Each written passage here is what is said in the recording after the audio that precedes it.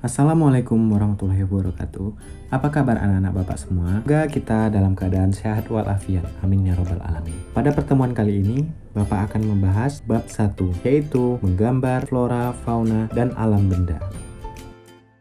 Pada pelajaran bab 1 ini, siswa diharapkan dapat mengapresiasi dan berkreasi seni rupa, yaitu yang pertama, mengidentifikasikan kekayaan dan keunikan flora, fauna, dan alam benda Indonesia. Yang kedua, mendeskripsikan keunikan flora, fauna, dan alam benda yang ada di Indonesia. Yang ketiga, mengekspresikan diri melalui gambar flora, fauna, dan alam benda. Yang keempat, mengomunikasikan hasil gambar flora, fauna, dan alam benda secara lisan.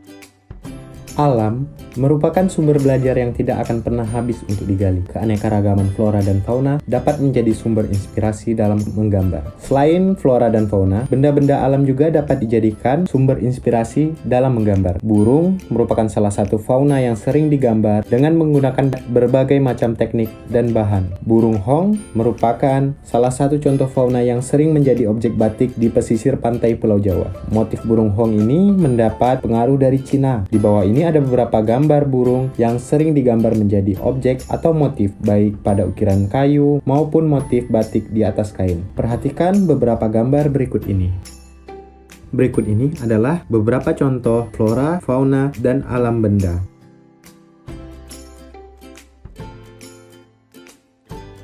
Pengertian menggambar. Gambar merupakan bahasa yang universal dan dikenal jauh sebelum manusia mengenal tulisan. Gambar sudah dikenal masyarakat sejak zaman purba. Pada saat itu, gambar sering dihubungkan dengan aktivitas manusia dan roh leluhur yang dianggap memberi keberkahan dan perlindungan. Bagi manusia purba, gambar tidak sekedar sebagai alat komunikasi untuk roh leluhur saja, tapi juga memberikan kekuatan dan motivasi untuk dapat bertahan hidup. Gambar di samping merupakan contoh gambar peninggalan pada zaman purba, yaitu gambar perburuan pada dinding gua. Menggambar tidak hanya melibatkan aktivitas fisik semata, tetapi juga mental. Aktivitas fisik berhubungan dengan keterampilan menggunakan peralatan menggambar, sedangkan mental berhubungan dengan rasa, karsa, dan daya cipta untuk memenuhi kebutuhan hidupnya. Manusia dalam melakukan aktivitas fisik menggambar memerlukan media, alat, serta bahan yang senantiasa berubah sesuai dengan perkembangan zaman. Jika pada zaman purba, manusia menggambar dengan menggunakan bahan yang tersedia di alam, maka pada zaman sekarang, peralatan menggambar telah diproduksi oleh pabrik sebagai komoditas ekonomi. Manusia melalui menggambar dapat menyampaikan gagasan, ide, serta simbol sebagai salah satu bentuk ekspresi. Jadi, menggambar merupakan salah satu sarana untuk mengekspresikan diri. Menggambar tidak hanya mengandalkan imajinasi, tetapi juga terkadang memerlukan objek. Alam semesta merupakan objek yang tidak akan pernah habis untuk digambar. Jadi, kita bisa menggambar dari objek apapun, baik itu dari flora, fauna, dan alam semesta. Tergantung objek apa yang kita senangi dan objek apa yang ingin kita gambar. Berikut ini adalah contoh dari flora, yaitu tumbuh-tumbuhan, fauna, yaitu burung elang, alam benda, yaitu pemandangan alam yang ada di pantai. Komposisi dalam menggambar dapat dibedakan dalam dua jenis, yaitu simetris dan asimetris. Komposisi simetris menunjukkan bahwa objek di bagian kanan bidang gambar sama atau mirip dengan objek di bagian kiri gambar. Komposisi asimetris menunjukkan bahwa objek di bagian kanan di bidang gambar tidak sama atau tidak mirip dengan objek kiri bidang gambar, tapi terkesan menunjukkan keseimbangan. Benda yang berwarna gelap memiliki kesan lebih berat daripada benda yang berwarna terang. Penguasaan komposisi penting sebelum melakukan aktivitas menggambar. Penguasaan ini akan membimbing dan mengarahkan susunan objek dalam menggambar. Teknik menggambar. Proses menggambar sebenarnya sangat sederhana dan mudah dilakukan. Biasakan sebelum menggambar untuk membuat sketsa terlebih dahulu, agar gambar memiliki komposisi, proporsi, dan keseimbangan yang baik. Beberapa tahapan yang harus dilakukan pada saat menggambar sebagai berikut. Yang pertama, mengetahui bentuk dasar dari objek yang akan digambar. Yang kedua, mengetahui bagian-bagian dari objek gambar. Yang ketiga, menyusun atau menyambung bagian per bagian menjadi gambar yang utuh. Yang keempat, memberikan dimensi gelap terang, baik hitam, putih, atau berwarna. Yang kelima, memberi kesan untuk latar belakang. Teknik menggambar flora. Bagian flora dapat digunakan sebagai objek gambar, misalnya bentuk daun, bunga, dan buah. Bagian-bagian flora ini dapat digambar secara terpisah atau digabung menjadi satu rangkaian. Menggambar bunga Kamboja dan bunga mawar memiliki teknik yang berbeda. Walaupun sama-sama jenis bunga, perbedaan ini disebabkan karakteristik kelopak bunga yang berbeda. Perhatikan langkah-langkah menggambar flora Kamboja di bawah ini. Pertama-tama, gambarlah bentuk lingkaran untuk pola bunga. Yang kedua, kita gambar kelopak bunga sesuai dengan bentuk aslinya. Yang ketiga, berilah warna pada hasil gambar bunga. Menggambar bunga mawar lebih sulit dibandingkan dengan menggambar bunga Kamboja, dikarenakan bunga mawar memiliki lebih banyak bagian-bagian. Perhatikan langkah-langkah menggambar bunga mawar di bawah ini. Pertama-tama, gambarlah objek gambar secara garis besar. Yang kedua, gambarlah kelopak dengan cermat sesuai dengan arah melingkar bunga.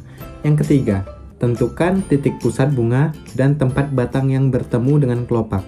Ini akan membantu menemukan posisi pusat bunga. Yang keempat, berilah arsiran atau warna agar lipatan dan tekstur gambar lebih berkesan hidup. Fauna atau hewan memiliki jenis yang berbeda-beda. Setiap hewan memiliki bentuk badan yang berbeda. Kamu bisa menggambar hewan mulai dari badannya, lalu kepala, kaki, atau cakarnya. Sketsa berupa bentuk-bentuk geometris akan membantu dan mempermudah dalam menggambar hewan. Perhatikan contoh langkah-langkah menggambar berikut ini. Pertama-tama, buatlah gambar bentuk oval untuk badan. Yang kedua, tambahkan bentuk kerucut untuk leher, kepala, dan ekor. Yang ketiga, berilah arsiran atau warna pada gambar itik tersebut. Teknik menggambar alam benda.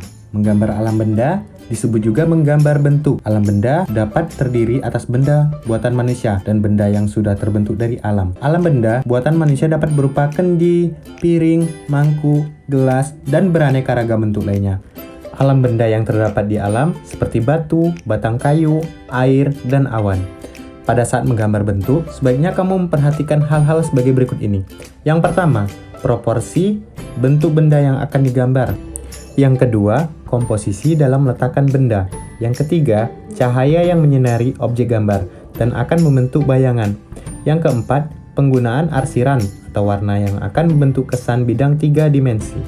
Yang kelima, penggunaan latar belakang atau biasa disebut background. Perhatikan contoh langkah-langkah menggambar piring dan cangkir berikut ini. Pertama, gambarlah bentuk silinder dan oval. Yang kedua, buatlah setiap bagian menjadi bentuk cangkir dan piring. Yang ketiga, sempurnakan gambar dengan menggunakan arsiran atau warna. Sebagai sarana belajar menggambar, kamu bisa menggunakan pensil dengan bahan grafit, pensil warna, ballpoint, dan krayon. Beberapa macam alat dan media gambar sebagai berikut. Yang pertama, pensil. Pensil dibedakan menjadi dua jenis, yaitu pensil dengan tanda H dan B. Pensil H memiliki sifat keras, dan pensil B memiliki sifat yang lunak. Pensil H sangat cocok untuk membuat garis yang tipis, sedangkan pensil B memiliki sifat lunak dan cocok digunakan untuk membuat garis tebal atau hitam pekat. Pensil warna. Pensil warna memiliki variasi warna yang banyak menghasilkan warna lembut. Anak-anak semua bisa menggunakan pensil warna untuk mewarnai gambar dengan cara gradiasi, yaitu pemberian warna dari arah gelap berlanjut ke arah lebih terang, atau sebaliknya. Selanjutnya adalah krayon. Bentuk krayon ada dua jenis, yaitu pensil dan batangan. Kedua jenis bentuk krayon ada yang berbahan lunak dan ada yang berbahan keras. Krayon dengan bahan lunak tidak banyak mengandung minyak, sehingga dapat dibalur dengan menggunakan tangan.